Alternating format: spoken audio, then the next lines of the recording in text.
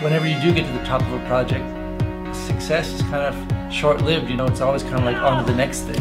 When we get to one level, we realize that, well, we're actually capable of doing much more than that. Sterling is by far the best rope out there. What a rad project. It's definitely a badass line. One of the hard things for me is you really have, you know, although we have endless motivation, we just want to be able to climb everything. In reality, it's not possible, and we just have to focus our energy on certain projects. And it's really easy to get kind of scattered and start trying a million different projects, and then a year goes by and you don't do a single one of them because, you know, your energy is just too scattered. So, you know, especially where I live in Spain, there's so many amazing cliffs, and it's kind of overwhelming. You don't know where to start, and you don't know where to finish. It's just kind of, you can literally try a different route every day, and there's so many cool things to try. So that's such a great thing, but it can be an obstacle at the same time. So you have to learn to like focus your energy and pick and choose the lines that are really important, because otherwise it's not possible to do everything. I mean, everyone has their own style, right? But I have a lot of different routes I work on at the same time. I think just for my motivation and for staying in shape, it works really good working on different routes and staying psyched, not getting like bogged down in one route, falling in the same place over and over again. But at the same time, when I start getting closer to a route, it's kind of like time to focus on one of them. So, you know, at the beginning of the season, I'll be working on lots of different routes and just trying to, you know, just playing around and having fun. I mean, that's for me the funnest thing, just trying different routes and trying new hard routes and figuring out the sequences and bolting new lines. But when I have that feeling like, oh, I could be pretty close to doing this route, well, then it's time to kind of focus my energy.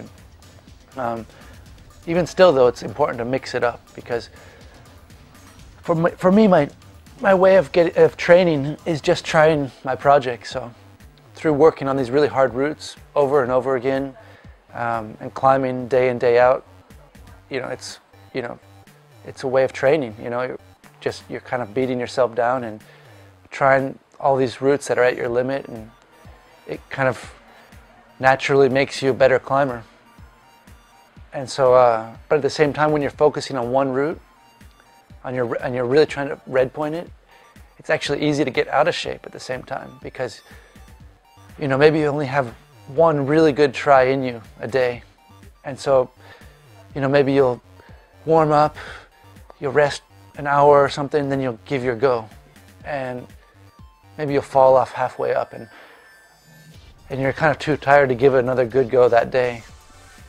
But you think, well, maybe I'll rest the rest of the day and I can try tomorrow. And the same thing happens. So you, in the end, like in 2 days, you just tried like 2 half routes or something like that. And so it's easy in that process to get out of shape. So I think it's good to mix it up, and, you know, maybe have a couple of days when you're really focused on your projects, and then some days when you just go out and climb and work random things, or just climb whatever you want. So kind of mix the serious side and the playful side, and find time to do both simultaneously. It's pretty important. So you can continue improving and maintain your fitness, and at the same time kind of focus and try to get something done, you know. So because if you're just always playing around and not ever really focusing, well, then you're never really gonna see how far you can push it either, you know. So for me, red pointing hard routes has always been such a rewarding form of climbing, because it's like, I want to see how far I can push it, really. What's the hardest thing I can actually climb? And that might take me, you know, 6 months, a year, or 2 years of work on a single route.